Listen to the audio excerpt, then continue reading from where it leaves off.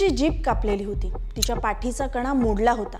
बेशुद्ध अवस्थेत तिची आई आणि भाऊ तिला हॉस्पिटलमध्ये घेऊन आले होते।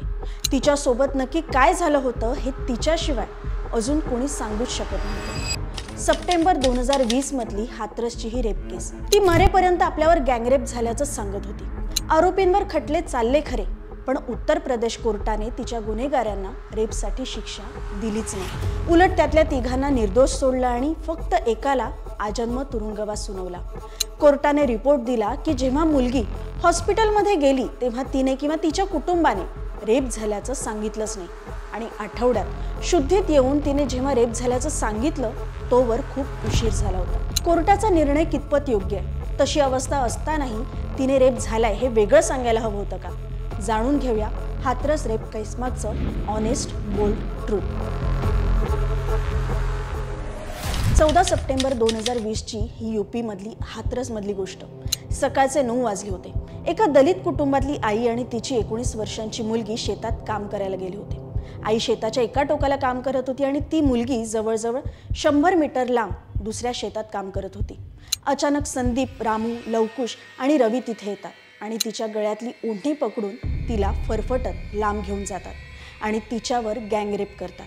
तिला फरफटत घेऊन जाताना तिच्या पाठीचा कणा मोडला होता। त्या वेदनेने ती विव्हळत होती, पण त्या चौघांना प्रतिकार सुद्धा करत होती। पण ते चौघे तिथेच थांबत नाही।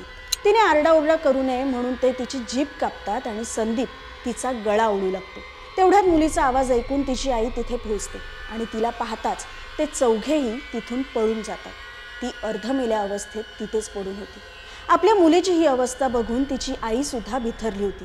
तिची आई आणि तिचा भाऊ दोघेही आधी तिला घेऊन पोलीस स्टेशनला जातात, पण पोलीस चालढकल करत कंप्लेंट लिहून घ्यायला बराच वेळ लावतात। त्यानंतर साधारण संध्याकाळच्या 5-6 वाजता तिला हॉस्पिटलमध्ये नेण्यात येतं। तिथे तिच्यावर उपचार तर सुरू होतात, पण तिच्या उपचारासाठी पुरेशा सुविधा नसल्यामुळे तिला अलीगढमधल्या JNMC हॉस्पिटलमध्ये ॲडमिट केलं जातं। 22 सप्टेंबर 2020 ला तिला शुद्ध येते। त्यावेळेस ती पोलिसांना तिचं स्टेटमेंट देते की संदीप, रामू, लवकुश आणि रवी यांनी माझ्यावर गँगरेप केला आणि प्रतिकार केल्यामुळे त्यांनी माझी जीभ कापून संदीपने मला माझा गळा दाबून मारण्याचा प्रयत्न केला। पोलिसांना दिलेल्या स्टेटमेंटमध्ये गँगरेप झाल्याचं ती 3 वेळा सांगते।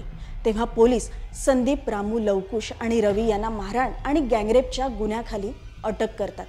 तिच्या स्टेटमेंट नंतर तिचे विसेरा रिपोर्ट्स काढले जातात, पण रेपला 7 ते 8 दिवस झाल्याने त्यात सिमेंटचे ट्रेसेस मिळत नाही। दुर्दैवाने 29 सप्टेंबर 2020 ला तिची मृत्यूशी झुंज संपते।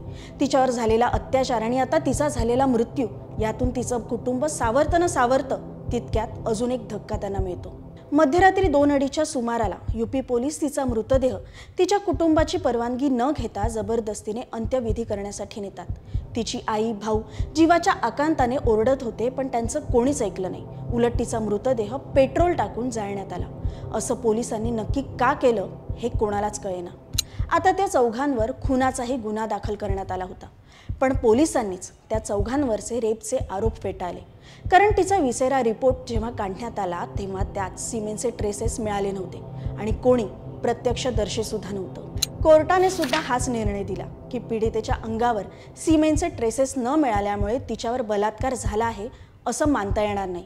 त्यामुळे गँगरेपचे चार्जेस हटवण्यात आले आणि रामू, लवकुश आणि रवी यांची निर्दोष सुटका करण्यात आली आणि संदीपने गळा आवळल्यामुळे त्याला हत्या आणि SC/ST कायद्याअंतर्गत दोषी ठरवून त्याला जन्मठेपेची शिक्षा सुनावली।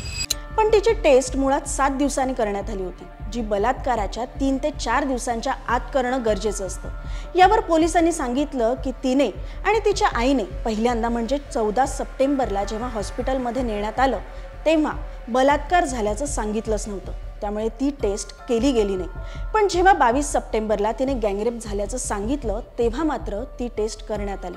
म्हणजे रेप झाल्यावर जवळजवळ आठवड्याभराने ही टेस्ट करण्यात आली होती। आता तुम्हीच सांगा, तिची जीभ कापली होती, मणका मोडला होता आणि ती बेशुद्ध होती। या अवस्थेत ती काय सांगणार होती?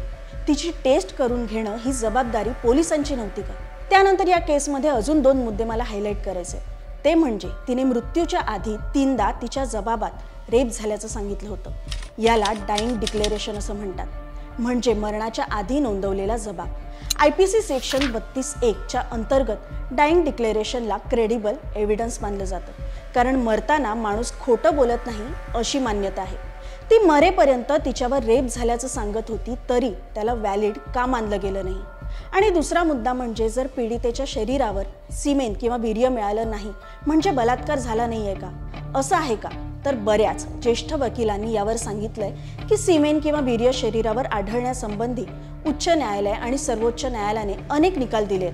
यात वीर्य आढळणं किंवा न आढळणं गरजेचं मानलं गेलेलं नाहीये. यासाठी 2014च्या परमिंदर उर्फ लडका पोला विरुद्ध दिल्ली सरकार या केसचं उदाहरण दिलं जातं. या प्रकरणात शरीरावर वीर्य आढळणं हे बलात्कार झाल्याचं सिद्ध करण्यासाठी गरजेचं नसल्याचा निष्कर्ष उच्च न्यायालयाने काढला होता.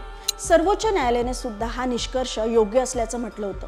मग हाथरस केसच्या वेळेस मात्र हा निष्कर्ष काढण्यात का आला नाही? असो, तिने खूप यातना भोगल्या होत्या, पण तिला न्याय द्यायला मात्र न्यायव्यवस्था कमी पडल्याचं दिसतं.